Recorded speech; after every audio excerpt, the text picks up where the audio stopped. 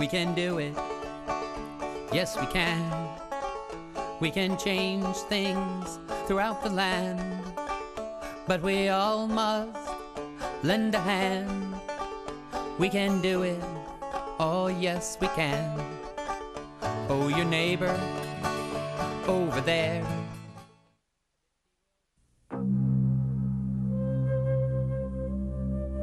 It's the third planet from the sun. A tiny blue sphere spinning for a moment in time.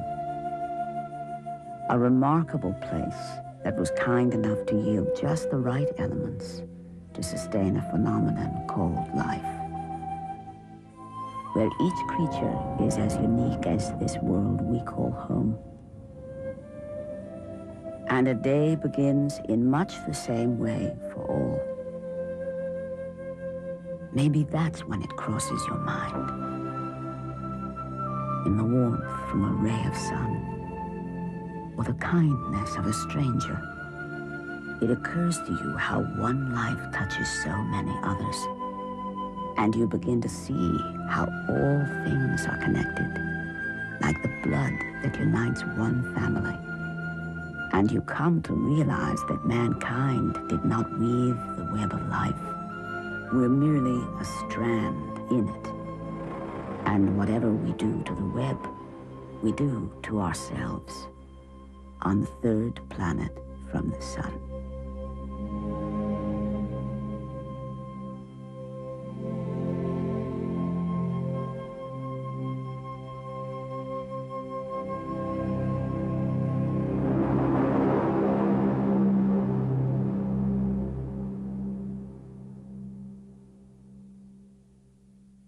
Welcome to Changing Our World, North Shore Citizens in Action. I'm Linda Weltner, your host, and we have an amazing program.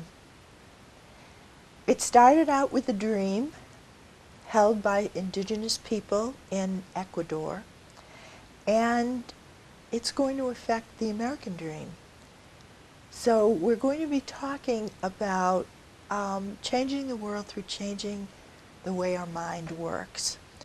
We had such a good time last visit talking with Bill Grover and Carol Dearborn from the Pachamama Alliance that we've decided to give you another half-hour treat and go even more deeply into this whole idea. Bill Grover is an architect, Carol Dearborn is an artist, both of whom are part of the Pachamama Alliance, and as their facilitators came here to Marblehead in September to present a 4-hour symposium on what in the world is going on with the human presence on Earth. A big question, because we don't have much time left, and we have to understand this, and we have to act on this. We are going to show you a video that is used by the Awakening the Dreamer Symposium. Bill, you want to just say a word about it? Yes, this trailer is about the symposium, and it sort of gives an overview of the symposium, but it also gives an overview of how the Pachamama Alliance came to be. So it epitomizes the relationship that humans have with the Earth. In the video, we look at our relationship to the Earth and how we are actually part of the Earth and we're all one. So this is a very powerful video. Okay, so let them roll.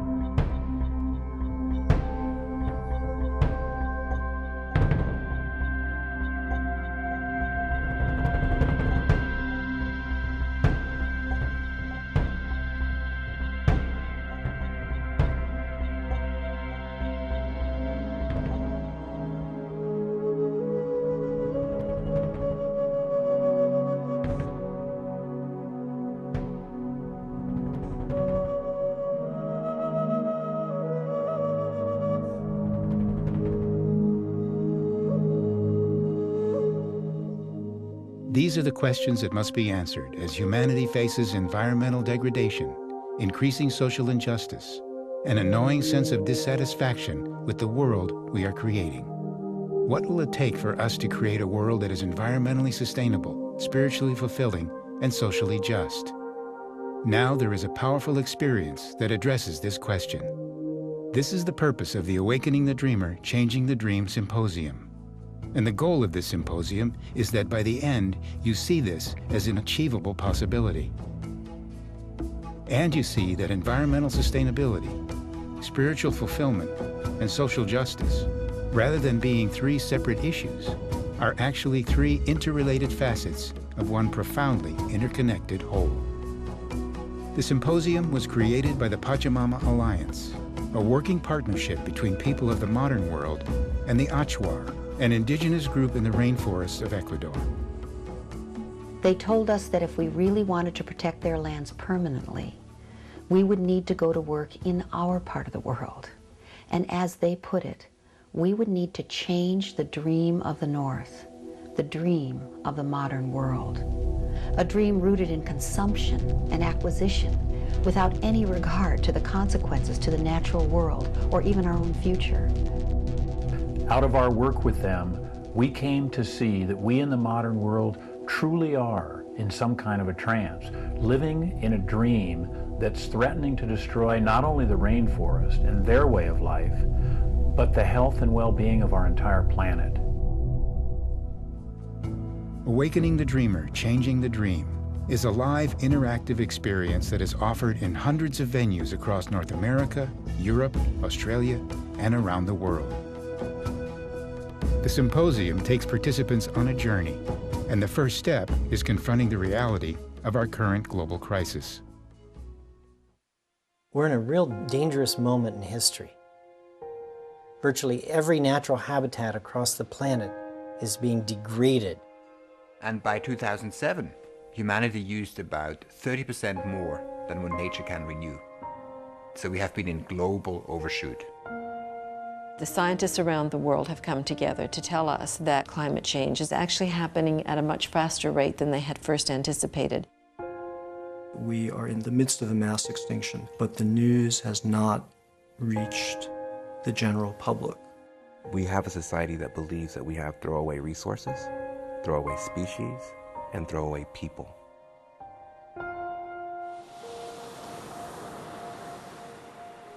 We've been opening ourselves to the grief, to the knowing of what's taking place, the loss of species, the destruction of the natural world, the unimaginable levels of social injustice and economic injustice.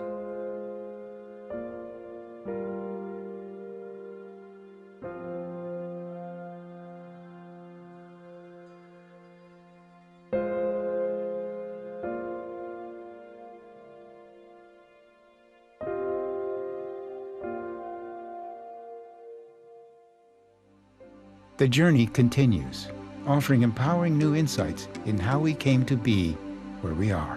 The only way to explain it is that we've been locked into a kind of mythic entrancement, a worldview that's become dysfunctional and therefore destructive. So if our actions are producing outcomes we are not intending, we have to become aware of the unconscious, unexamined assumptions that generated those actions in the first place. When you say you're going to throw something away, where's away? There's no such thing.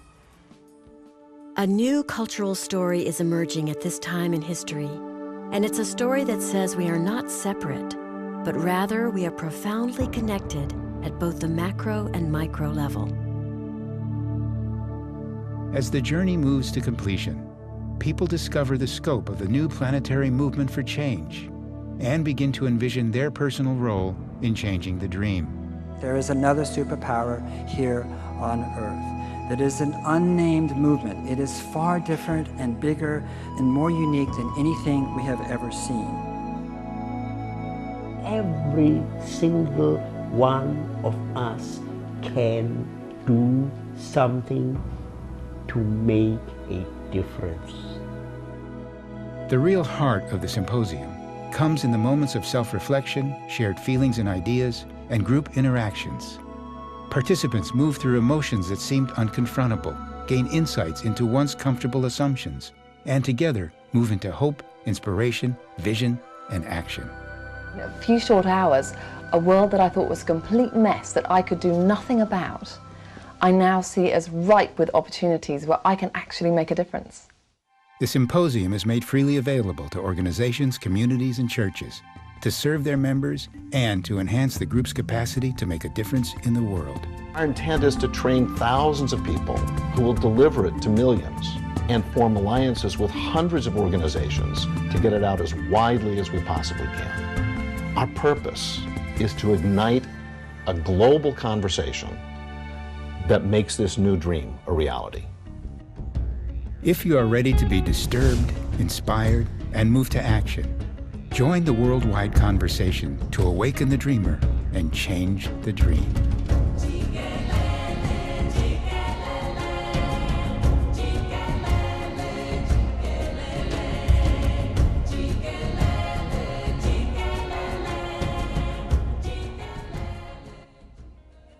But one of the things that you said to me is that the West suffers from a crisis of imagination.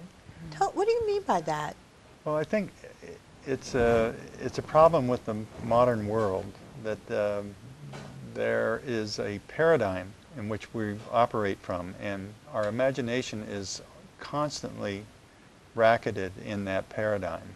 And so a paradigm being a thought process that is shared by a culture at any given time. Right. Or a consciousness that that's shared in a culture. Right. Okay. And what I see is in the symposium we have an exercise where we ask people to visualize the future, 30 years, maybe 50 years in the future. What are they doing? What is happening? And that's usually after we've done 3/4 of the symposium. And I've always been disappointed with the outcome because it's always based on the old paradigm, you know. Sort of more of the same extended. More of the same. Yeah. And I think that I like to refer to that as steering the boat by looking at the wake. And the boat's about to go over a waterfall. And we're just looking back at the wake saying, oh, the wake looks good, you know. Or another way of looking at it is somebody jumping off a 20-story building, and at the 5th floor, we're at the 5th floor now. Everything's fine. Somebody asking, how are you doing? Just great. Great, yeah. So far, it's just great. So, so it's the old paradigm that needs to be adjusted, and the Pachamama Alliance has created a campaign called 4 Years Go, which you can go see a trailer for that. It's 4yearsgo.org. And that's F-O-U-R, 4 years. The number Why 4. pick 4? 4 years is considered a transformation period for, or incubation period for human transformation. We go to high school for 4 years, we go to college for 4 years, we elect a president every 4 years. The World Cup's every 4 years, the Olympics are every 4 years. So, you know, we enter that 4-year period committed to something and we come out with transformed. I like this. So you can't just go to your symposium and say, well, I'll think about it. And maybe in 10 years, I'll put a solar panel on my house. It's, let's do this now, and let's get it done within a certain amount of time. Well, the idea is that we want to hit a critical mass, because when we hit that critical mass, then things start to become automatic. We don't have to do symposiums all the time. You know, we start to see the change because it becomes, you know, automatic. It just becomes, it happens. And a paradigm is a way that a culture views the world that is right. Right? This is our definition of success. And anyone in the culture who doesn't agree with it is just wrong. But when you get a critical mass, paradigms shift. Like slavery was a paradigm.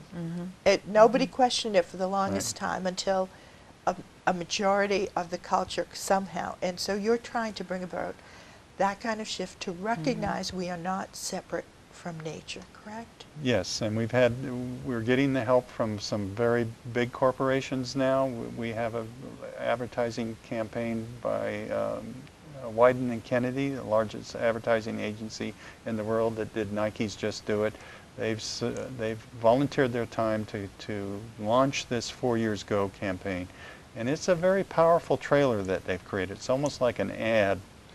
You'll see similarities with the major ads on television to this trailer, and it's very powerful because it inspires people, I think, to start to think differently.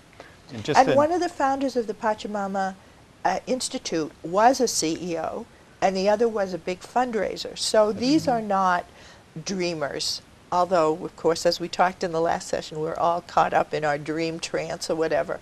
But these are people who know how to, you know, make things happen in the world that we live in. Yes, yeah. Indeed. Yeah, and Bill Twist is very, very key to making the Awakening the Dreamer work. Lynn Twist is more the figurehead. She goes out and meets with people and connects them and enrolls them. But Bill organizes the work behind the scenes, and the success has really been his managerial experience. Okay, now, Carol, you look very lovely.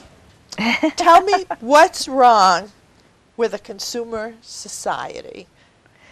Oh my goodness, you know, where do we start? Start with the story of stuff. Okay, the story of stuff was which you can get on the internet, right? Just look up story of stuff. You can see snippets of it on the internet. It's actually a longer movie, and we present some of it during the symposium. Okay. And the story of stuff was initially a movie by Annie Leonard. Now it's also a book, and it shows in rather graphic cartoons how we in the Western world have disconnected ourselves from the source and the impact of our consumerism. How we think that all the forests in the world are, you know, exist to feed our products. All the rubber we need wood. Yeah. What if the woodcutters don't have jobs, the loggers? It's quite a system that we've developed over centuries, really, starting with colonialism and so forth. That all of these things are really meant to be exploited and used up.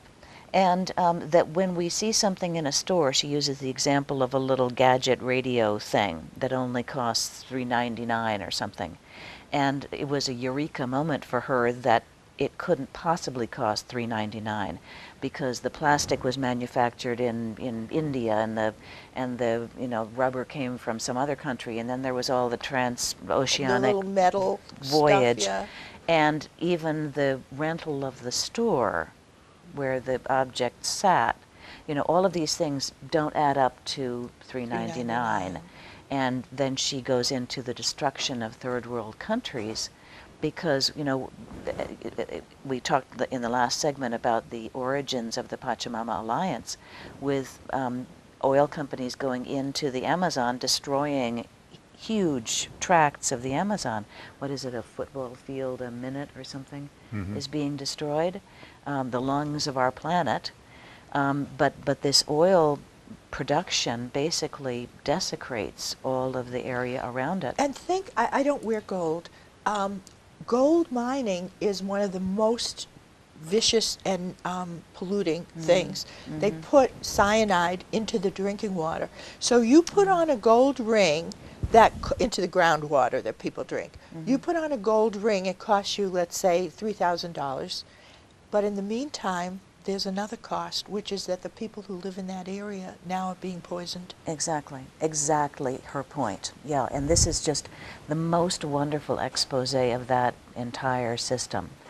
Another very vocal advocate is Julia Butterfly Hill. We show a segment in the symposium where she says that she is basically furious that we will go into Starbucks, for example, and buy a paper cup with a plastic lid on it, not realizing that we're destroying the world's forests and the cultures that surround them. For a cup that's used 5 minutes at the most. Thrown away. Right. And she says, where is away? And you know, if it's styrofoam, the hotness is putting chemicals so that you're poisoning yourself at the same in time the process. that you're, yeah.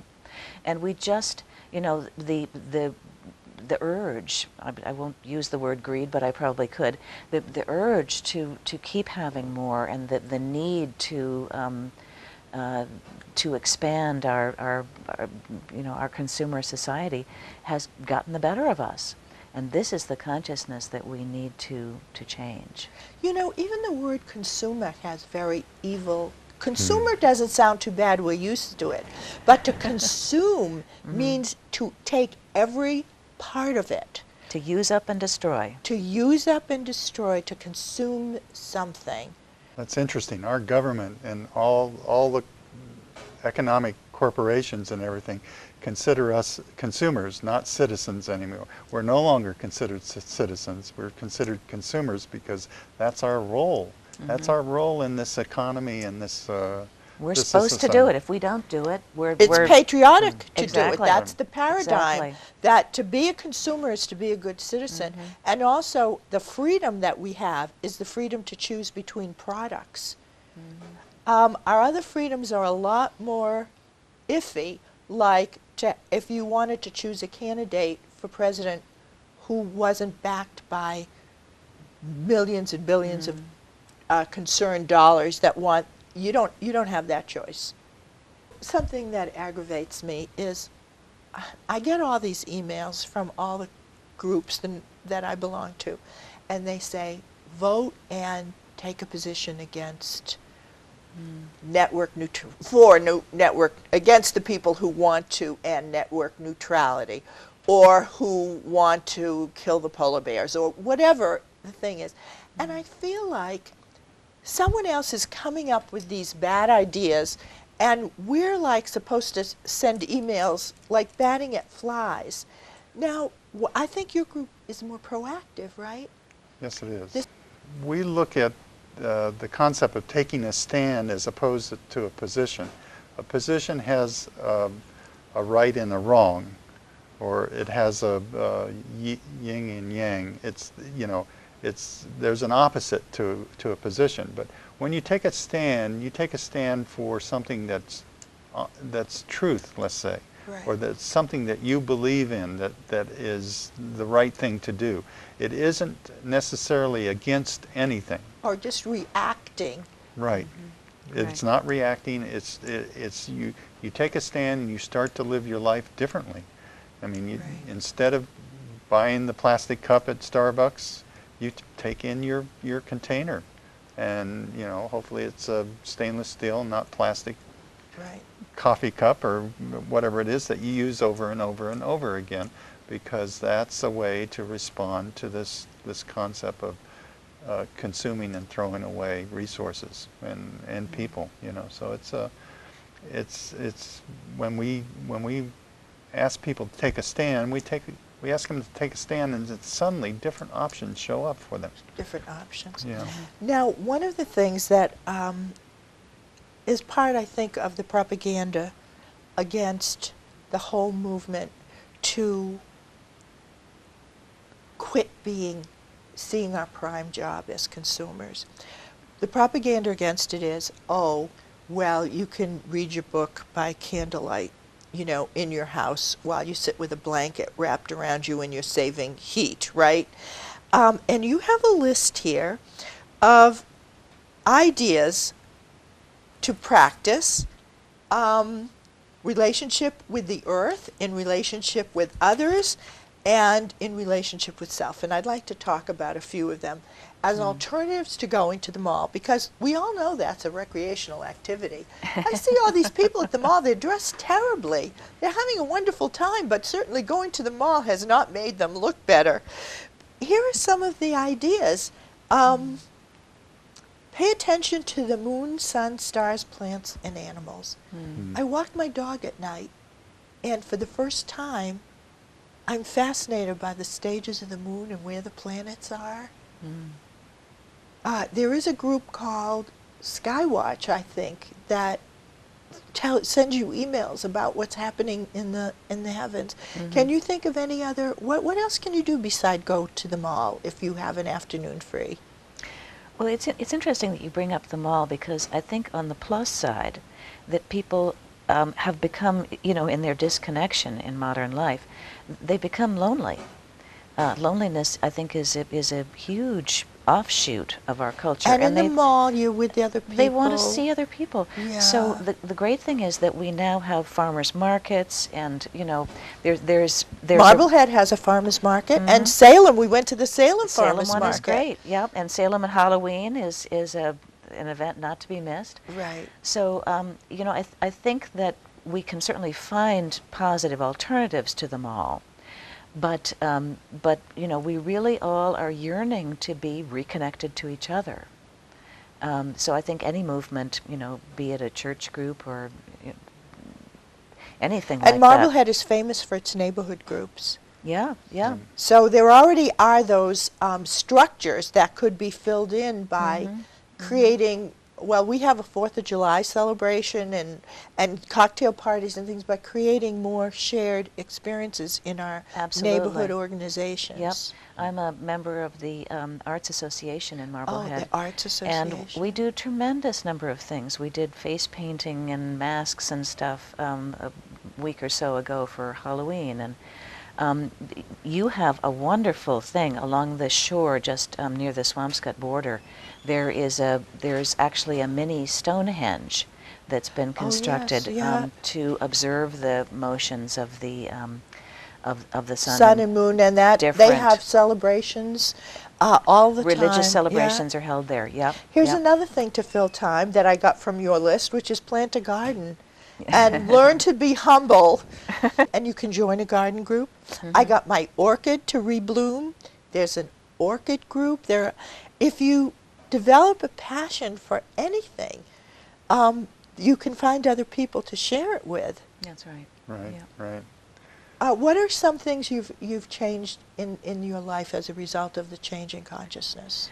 Well, I'd like actually for Bill to speak a little bit about bioregional living, which is one thing that's, you know, tangential to the gardens and the farmers markets. I never even heard of it. Bioregional. Well, my belief is that we need to become citizens of the bioregions in which we live in. We need to understand the dynamics of what's happening in the bioregion.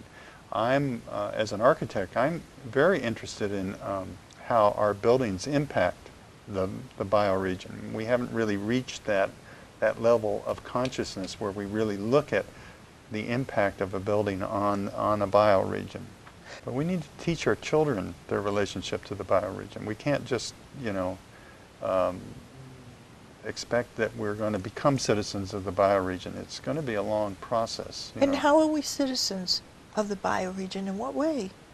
Well, let's take a look at the indigenous cultures.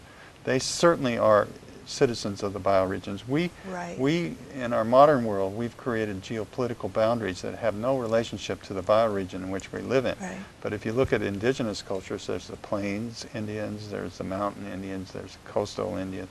Their identity comes from their relationship with the earth. So we should have like an ocean coastline culture more. And eat things that come from our region. Don't ship things from, you know, China or something. The garlic that I buy comes from China. It's unbelievable to me. Oh yeah, so and eat locally. Exactly, and you know, be aware of the impact of what we're doing on our region. Dennis Curtin has just been leading Saturday morning tours of our conservation land. Oh, good. And most people don't know where it is, although there is a book, I think it's called Marblehead Walks, that they sell at Spirit of 76 that has, if you want to just spend your free time exploring all the marshes and ponds and stuff, there's a lot more to Marblehead than the downtown shopping area or in your own house.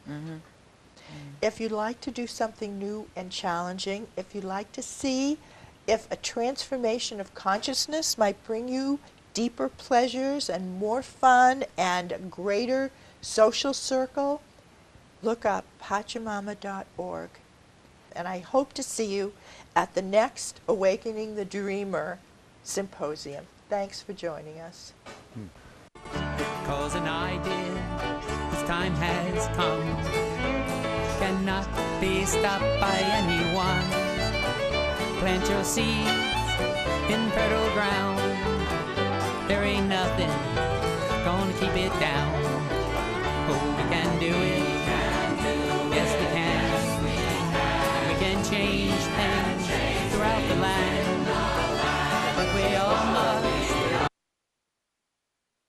Cause an idea, whose time has come, cannot be stopped by anyone.